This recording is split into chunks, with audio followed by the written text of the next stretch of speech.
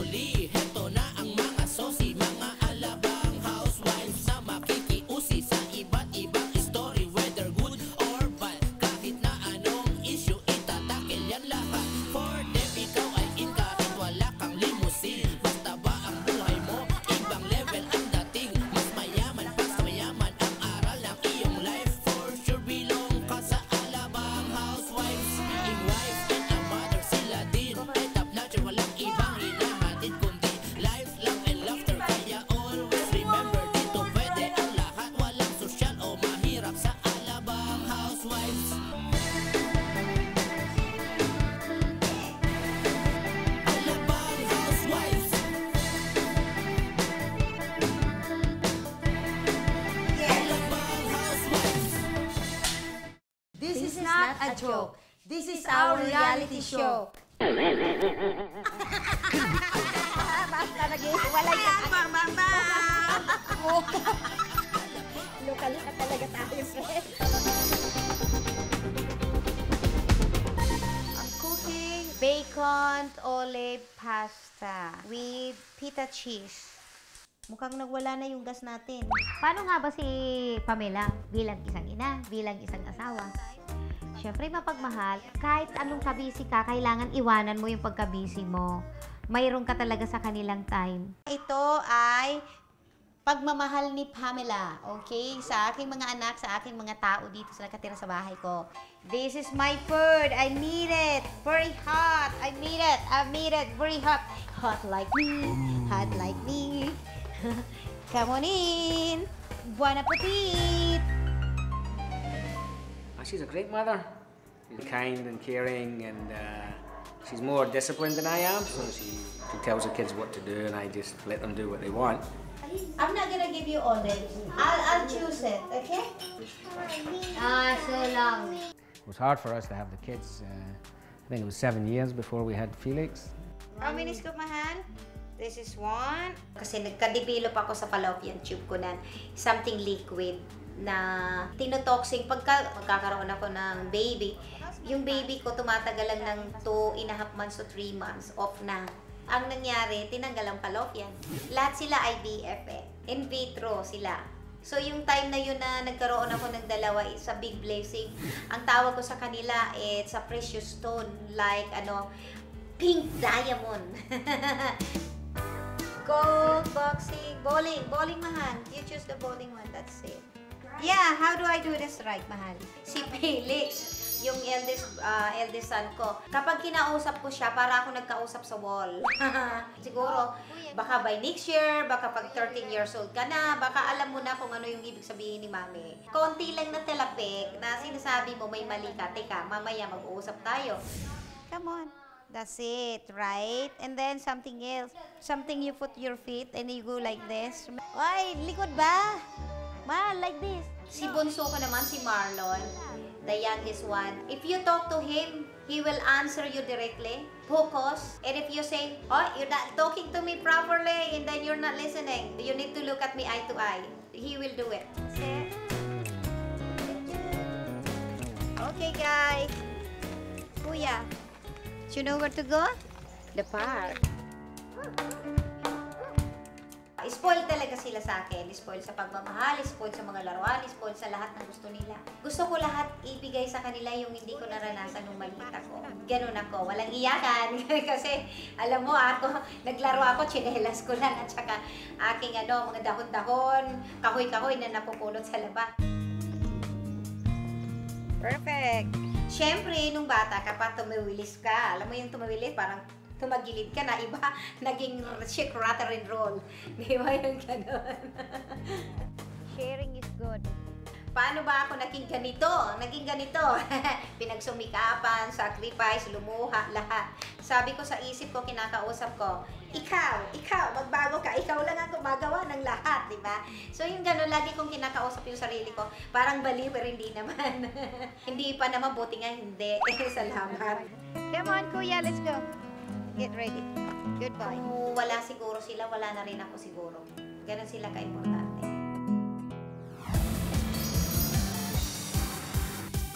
Hello everyone! Ito naman ngayon, ipakilala ko sa inyo yung mga kids ko para naman kahit papano, hindi lang ako ang makilala ninyo, kundi yung Ishitanis! My kids, let's go inside! Dito. Pasok kayo. Ayan si Joy. Si Joy, pangalan ni Joy, Kirsty Joy Ishitani. Dito sa Pilipinas, yun ang name niya. Sa Japan, Mitsufuni Ishitani. She's my daughter! Okay. Okay. O, yan. Anong say nyo? O, diba? Ito ako nung ako'y kabataan pa. Tingnan nyo. Tingnan yung skin niya. Tingnan yung body niya. O, see? Ganyan ako dati. Sexy ako. Tingnan nyo lang ako. Sexy ako. Dati sa amin, yung, alam mo yung pangkulot na curler, at saka yung, alam mo yung puno ng tuba-tuba. Oy, uso pa yan sa probinsya dati. Yun ang kulot namin. Lagay mo nga, kabilang mukha. Ha? Kabilang mukha?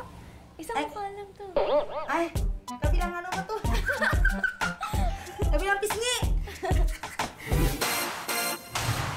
Lahat ng hilig ko, parang nakikita ko siyang susunod sa akin, yung pagka-fashionista niya, yung pagkahilig niya sa lahat-lahat ng mga damit, bags, accessories, yung pagkahilig sa parlor, yung meron siyang pag naglakad ako na nakikita ko sa kanya the way I walk, nakikita ko sa anak yun.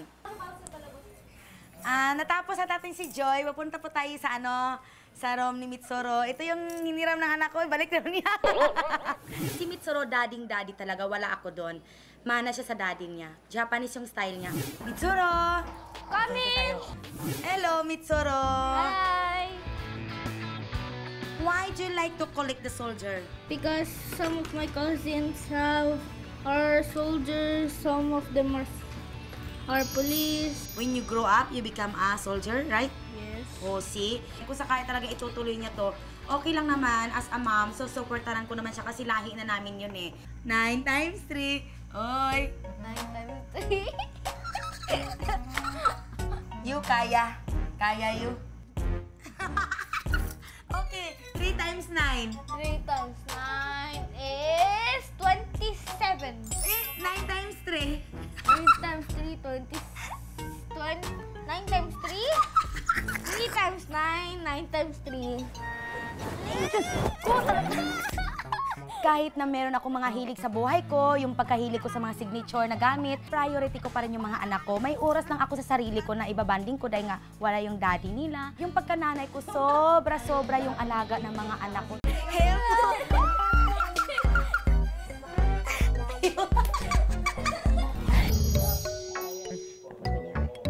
Hello, friend. Ay, naku, friend. Inaantok na ako. Ano ba yan? Pero kailangan nating pasayahin ang ating mga bibi. Diyos ko, ang dami kasi nating shooting na nangyayari. Ano? May plano ako eh. Alam mo, friend, ano kaya kung magtanong tayo sa mga katulad nating sikat, di ba? Ay, oo, tama. Magtanong tayo sa mga celebrity. Gusto ko yan. Sige. Okay, friend. Ingat, friend, ha? Bye.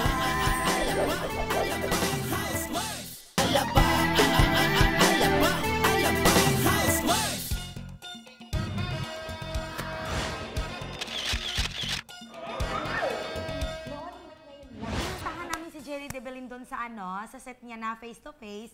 para humingi ng advice bilang isang mga mami. So, kailangan namin mga payo ng bilang isang may asawa na rin sa show business na talagang sikat na talaga sila. Katulad ni Miss Jelly de Belen, na alam naman natin na very hectic talaga siya sa kanyang career, di ba?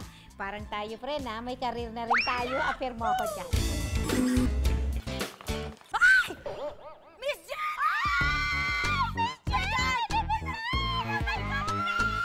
First impression, syempre nagulat ka, di ba, Miss Jelly de Belen? Hindi lang sikat na artista. At ano pa siya, napaka-sexy niya, napakaganda. Iniisip ko, parang ako yun. Friend, parang tayo na. Hindi, sa kagandahan ako yun, ikaw sa kaseksihan. Tama. Ate tayo. Sige na, friend. Hello, ang ganda-ganda mo pala talaga. Teka nga, teka. Kailangan makatabi dito sa sexy na to para Oo, maging para sexy na mawakan rin. ng kaseksihan niya, friend. Madagdagan Oh my hindi na God. yung legs ko, ang sexy lahat. Magpapakilala muna kami. Yaalabang housewife! Miss Pamela! Miss Pamela. Miss Vanessa Ishitani. Miss Pamela Espela. That's right. That's right. And you are Jelly de Belen. Ako naman. That's Oh. right. That's right. Tatanong ko, kasi as a mami kasi, sobrang busy tayo mga mami. Paano mo na-handle yung oras mo? Ano yan? Time management. Bakit nahihirapan ba kayo mag-handle ng oras na yan? Siyempre, nahirapan kami kasi... Pinalik sa atin, friend. Oo, parang dati kasi, pa-social effect lang kami ni Fred. Shopping, parlor, manicure, pedicure. So ngayon, parang nasa showbiz na kami. As in, conflict talaga yung oras. So, nahihirapan ka saan? Sa pag-handle ng oras Oo ngayon. nga, mahirap. Sobrang hirap. So, mas maaga ang gising kapag kailangan. Siguro parang imbis na maraming oras, ang gagawin mo, since may ginagawa kang ganito, quality time ang gagawin mo. Kasi ngayon kasi may call time na kami. Alam mo ba yung call time na yun? As actress pala na mag-work kami. Dati yung call time namin, coffee, shopping. Ngayon yung call time namin, gigising ng 5 o'clock kasi may susundo para sa amin na magtatrabaho. Kailangan na as pala an namin actress. magtrabaho ng katulad mo. Grabe. Ang layo na nang inabot. Ang layo na narating namin. Ako naman, ang quality time with the husband naman. O, so yun na, parang every waking moment. So, anong nangyayari? Nasa trabaho ako, tapos syempre, sa pamilya ko, nababawasan ngayon ang social life ko. Minsan may magsasuffer talaga. Hindi, with your friends. Okay. So, ganito na lang yan. Parang pag meron kang free time, i-google mo na lang sa pamilya mo. Ikaw, That's friend, kasi true. everyday nakasama mo yung husband mo. Eh, ako kasi, friend, wala akong husband dito. Ay, Free ako Nasaan ang husband mo? sa Japan. Nasa Japan siya? Ba't nandun siya? Nandito ka? Ay, kasi ano, Pilipina ako siya, Japanese. Dito ako sa... Hindi, pero kung Lugar ko. mag-asawa kayo, di ba dapat magkasama kayo? Eh, kasi meron kami kung... meron kami something. Ano yung something nyo? Face to face! Ano yung something nyo? May something kami. May something, eh, ikaw naman, yung asawa mo. Kasi ngayon, ngayon. nagsisilos na nga actually siya eh. Talaga, ano sabi niya? Pinagsisilusan niya na, oh, nasa na daw ako nagtitipi ngayon, ano daw nangyayari sa akin, hindi ko na daw nalulutuan ng mga anak ko na dati kasi nagluluto pa ng mga pag-favorito nila. Pasta. So pag nasa bahay ka, bawi ka. Sa Italia ng asawa mo. Italian. Minsan isama mo siya para maintindihan niya lalong ginagawa mo. Isama mo siya sa trabaho para makita niya kung ano yung nangyayari. Para pag sinabi mong hindi pa ako pwede umuwi, maintindihan niya hindi ka talaga makakauwi. Bilang isang artista, friend, kasi baguhan na kami ni friend, parang, pero kahit baguhan na kami, parang ang kapal ng mukha namin kasi sa'yo. Hingi talaga ako ng advice sa'yo, bilang isang artista na katulad sa'yo na successful yung career mo. So, paano namin ni friend na magiging ganun din katulad sa'yo? Yes. Mahalin niyo lang yung trabaho niyo para mahalin din kayo ng trabaho ninyo. Perfect! Ano ba ang pinaka-exciting sa'yo sa ginagawa mo ngayon? Anong pinaka-exciting? Excited talaga ako as an actress talaga. Teka muna, sandali.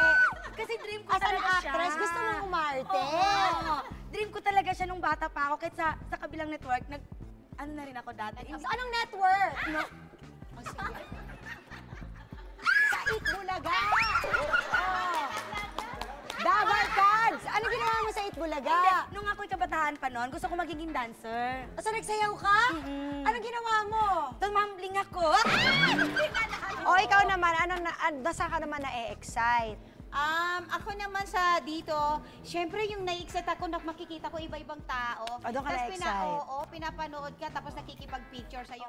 Sabi ko, ba, parang ako na yata maganda sa balat ng Nagising yung kaluluwa. Yung balat, naging balat na. Naging balat na. Ang bihira. Oh, so doon ka na-excite. Kasi exciting talaga, di ba? So absorb nyo talaga lahat yan. Pwede ba namin marinig ang isang magandang advice para sa amin na lang na dalawa? Para sa mga anak din. Magagamit namin through our journey? Pag lang natin kakalimutan na ang priority natin sa buhay ay ang pamilya natin. Kasi at the end of all of this excitement, all of this picture taking, yung mga taong kakaiba na ang tingin sa inyo na napakasaya naman talaga, pag uwi nyo ng bahay sa gabi, sino ba ang kasama nyo? Family share. Pamilya nyo. Last question na to. Bakit ang ganda-ganda mo nagmanak sa akin? Friend, Ang sikreto dyan ay maging maligaya sa Totoo. buhay. Ang kaligayahan naman, desisyon yan. Correct. So if you want to be happy, you have to decide to be happy. And when you decide you want to be happy, so lahat you make it happen. Okay. Okay? Thank you so much, Miss Jen. Okay ba? Ang bait ni Miss Jelly de Belin. Kumbaga, welcome kami ni friend. Yun nga lang, natalbugan siya sa kadaldala namin dalawa. Na-traffic nga doon yung bunganga namin dalawa doon eh. As in talaga na, ngangas siya sa amin. O, kalma lang, kalma. Okay. O imbis na siya yung pinaka-maingay doon, dumating yung maingay talaga. As in na siya, wait, ganon. Maganda yung mga sinabi niya talagang payo. So, siguro naman yung mga mamis na nanonood sa atin, mga kapatid, di ba? Naintindihan nyo naman siguro, mapapanood nyo yan. Tama nga yung sinasabi niya na lahat na lang napopokus sa trabaho, pag uwi sa gabi, family mo, wala na yung friend, wala na rin mga social life. Baka tayo mag-face-to-face dito, friend. Okay, bye! Mababaliw kami, ganito pala kasaya ang TV5 talaga. At first time ko nakapasok sa face-to-face, akala ko puro rambulan lang dito mangyayari. Yun pala, nagmamahalan at masayang masaya.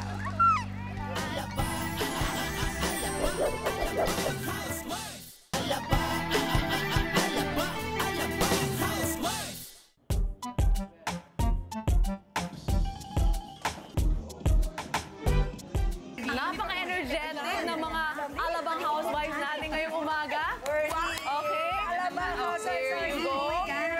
Pasilip-silip muna kami doon dahil meron po kaming pupunta.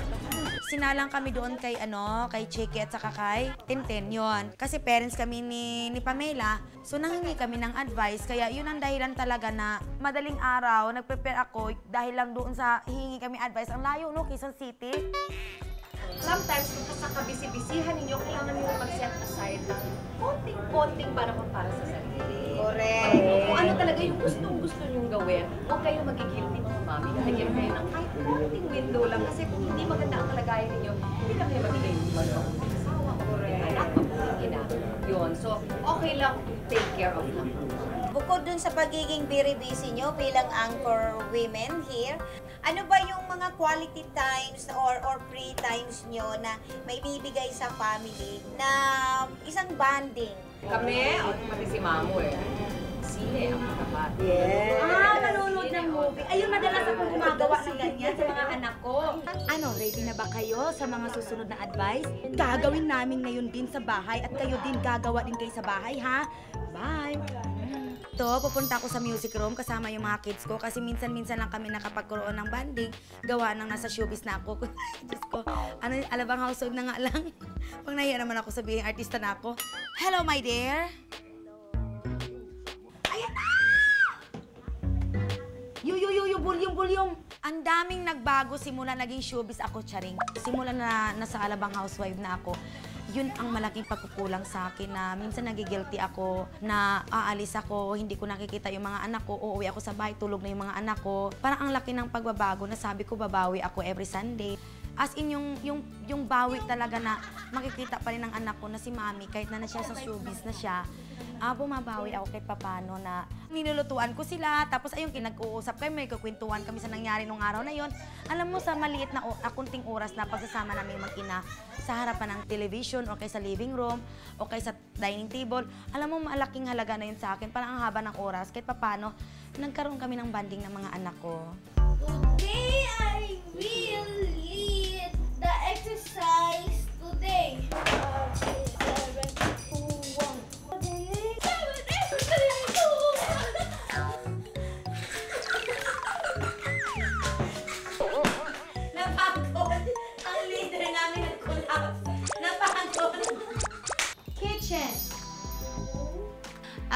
natatandaan ko doon, kahit gaano ka hectic sa trabaho mo, dapat magkaroon ka ng quality time sa family mo. Para naman yung family mo, hindi sila magtampo sa'yo, di ba? It looks like a lot of fun. Makes me smile, makes me happy. My kids are laughing too.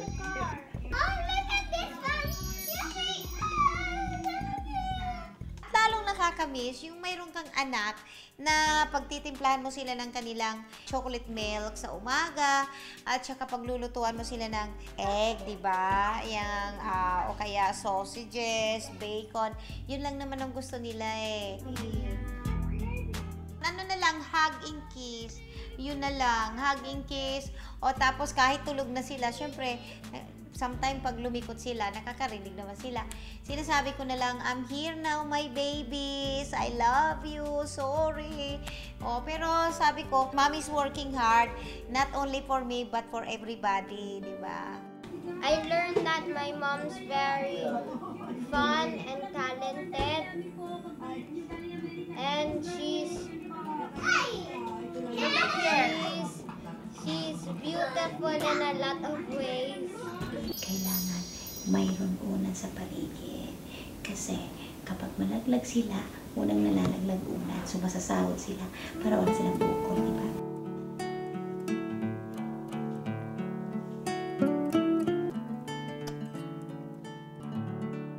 Ready, 1, 2, 3, hawaki. A joke. This is our reality show. Wala na naman sa'yo eh. After all she did in her life, like she stays at home lang. I can't believe that she would reach this so high. Even though she can't reach this part yet when she was young. She tried her best to do this for all of us.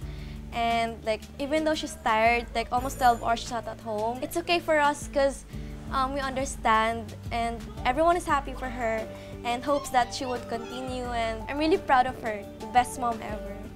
I am very proud of her that she is a TV5 at the Labang Housewives. I'm very proud and happy about her. Even though she has no time for me, but I am still proud.